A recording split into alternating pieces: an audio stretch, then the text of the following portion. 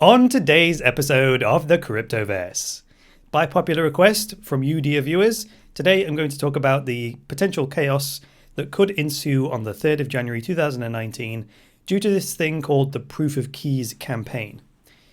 Now, I would highly recommend that you share this video with your friends and your contacts, because if you know they're about to step into a minefield and you can warn them, then you should. And we only have a few days to get this warning out there, so let's do that. Now, if you're new around here and you would like to get rid of the ads, support the show, and earn cryptocurrency on a daily basis, then please check out the website. It's thecryptoverse.show. If you click on the big blue button in the top right-hand corner that says Get Paid to Watch, that will explain to you how to get rid of the ads, support the show, and earn cryptocurrency rewards every day, whether you are a watcher or a listener. But for now, we're going to get into the show. So given that we have very little time, I'm going to give a very brief description of what Proof of Keys is, and then I'm going to refer you to resources if you want to go into it in more detail, all right? Now, I want to focus more on how to prepare yourself and the potential side effects of this whole thing. So here's the basic idea. Andreas Antonopoulos is famous for saying, "Not your keys, not your Bitcoin." And that means that while we may be able to deposit or withdraw Bitcoin from a number of third parties, because they control the private key for that wallet, they technically control that Bitcoin. If they decide to delete your login for some reason, then you've lost access to your funds because they control the key. That's the very problem that we are trying to get away from in the crypto revolution, isn't it? It's self-sovereignty. We should be the only people that control our money. And if it's on a third-party service and they own the key, it's no better than the old banking system. So, renowned Bitcoin investor Trace Mayer, you may have heard of the guy, he decided to start a new annual tradition on the date of the very first Bitcoin block, the Genesis block, which was mined on the 3rd of January 2009 or 10, I can't remember. But it's the 3rd of January is the anniversary in any case. So the idea is, on the 3rd of January every year, any and all Bitcoin that we have deposited with a third-party service, we withdraw it to our private wallet. Now, the purpose of doing this is to hold all of these third-party services accountable by basically calling their bluff. So the question this whole campaign aims to answer is this. Does the third party really have all the Bitcoin deposited by their combined user base? So if you added up all the deposits from their users and it comes to like 1,000 Bitcoin, does that third-party service actually have control of at least 1,000 Bitcoin? We don't know that, do we? Because they control the wallet. If the answer to that question is no, then the theory is that they'll either refuse your withdrawal request or, on the 3rd of January, they will impose some kind of delay to your withdrawal request, because they'll have to panic and somehow find the Bitcoin that's missing or buy it so they don't look like they're insolvent. Sounds like a great idea in theory, doesn't it? Power to the people and all that, hold centralized companies accountable. I'm all for that, right?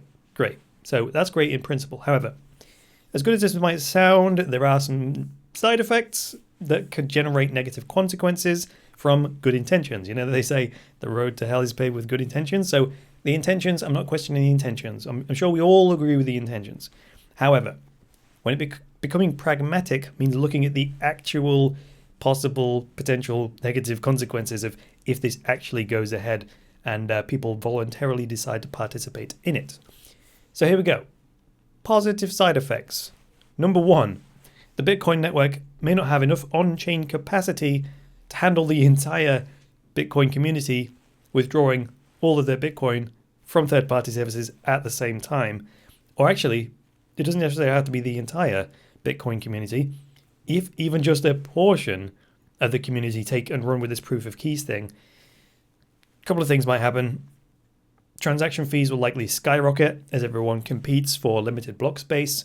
And number two, it will likely cause transaction times to skyrocket as well, since there's going to be a backlog of transactions because there's not enough block space as well. So when the blocks fill up, fees go up and confirmation times go up. Number two, if users are storing their Bitcoin on a third-party service because they are not well educated in crypto, then They will likely freak out when the third party displays their balance as 0, while at the same time their wallet says their money isn't in there either, because it's waiting to confirm, and it'll be in the backlog of transactions. Also, yes, the Bitcoin may appear in their private wallet, but it will say that it's unconfirmed and therefore unspendable. And remember, the type of user we're talking about here is a low education crypto user. They will have no clue as to what that means, like unconfirmed, unspendable. All they know is that somehow the crypto has gone from the third-party service. It kind of looks like it's in their wallet, but they can't. It's locked because it needs to be confirmed before they can spend it again. Ensuing freakout. Number 3, any third-party service worth their salt will not be able to redeem all of their user balances simultaneously. This is because A, exchanges in particular should be keeping enough Bitcoin in their hot wallet, only keeping enough in their hot wallet to cover day-to-day withdrawals on normal transactional demand. Everything else should be in cold storage. And actually, Andreas was saying on Let's Talk Bitcoin that this can be up to 95% of deposits. So to be clear, up to 90 it's not uncommon. It's common for exchanges to hold 95% of all deposits in cold storage, meaning it's not instantly accessible. B, one of the reasons exchanges impose delays on these larger withdrawals is because they may have to go through a careful and manual process of moving those funds out of cold storage. It's not just a case of the CEO going into the safe in the corner of their office, getting out a Ledger Nano S, and then sending the money to the hot wallet. It's much more sophisticated than that. There may be multiple parties involved, there may be keys in different locations, and so on. C, if enough people do participate in proof of keys, the exchanges are going to impose these delays, and because they're pulling it out of cold storage, and these low information users that we're talking about here, they're going to perceive that potentially as the exchange being insolvent, because they're going to go, oh my god, the exchange doesn't have the money, freak out, and then they're going to start spreading fear, uncertainty, and doubt on Reddit, aren't they? Number 4, negative consequence. Any amount of negative consequence that this does generate is going to be fuel for the media to spread even more fear, uncertainty, and doubt about Bitcoin. That's their job.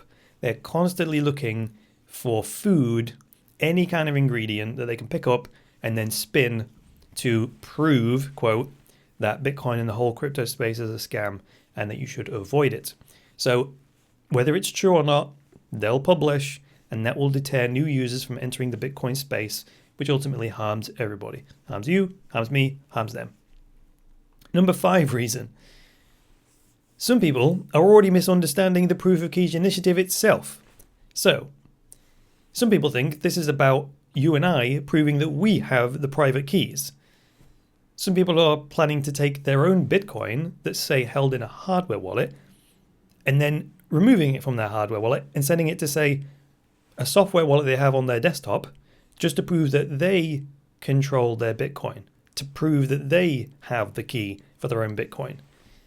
Now that introduces a number of what I believe to be unnecessary risks to their funds, because now you've got users who had Bitcoin that was perfectly safe inside cold storage now being moved to, say, software wallets on their computers, which may be compromised, may have viruses, doesn't matter. The principle of it is it's moving it from high security to low security to prove what? That you have the key. Well, you already know you have the key if you've got it in your own private wallet. It's not really for the users to prove they have keys. It's to force third-party services to prove that they have the keys for our Bitcoin, not for us to prove we have the keys, right? That's not the point of it. Now, I could go on here, but you get the idea by now, I think. So let's move on to how to prepare and avoid any potential chaos. Excuse me. One easy way to avoid the chaos is to just do nothing, right? That would be choosing not to participate in the Proof of Keys campaign at all. If you do wish to participate, though, what I would suggest as the best course of action would be to get ahead of the curve. Basically, withdraw your Bitcoin from any third-party services now. Don't wait until the 3rd of January. If you must do the Proof of Keys thing, do it now. If you do it now, you basically beat the rush, and you still get to prove that that third-party service does actually have your coins.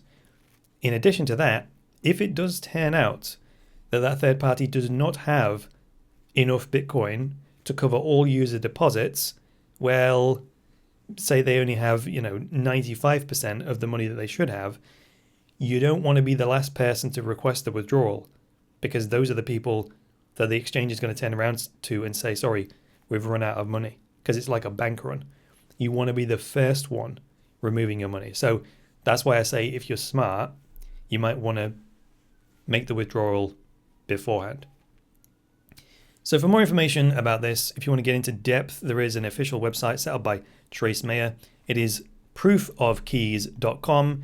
There's a countdown timer on there. As I record this, we have 2 days and 12 hours, 51 minutes to go. There's an 8-minute video where he explains proof of keys in detail. And also, if you want to listen to Trace Mayer and Andreas Antonopoulos talk with Stephanie Murphy and Adam B. Levine for an hour on Let's Talk Bitcoin about this, there is an episode 384 of the Let's Talk Bitcoin podcast, which you can check out for a more comprehensive view of all this.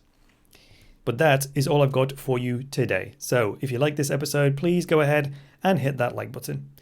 And if you really liked it, please hit the subscribe button. And if you want to check out all the other educational resources that I provide, then check out my online school, which is Cryptoversity. You can go to cryptoasset.school.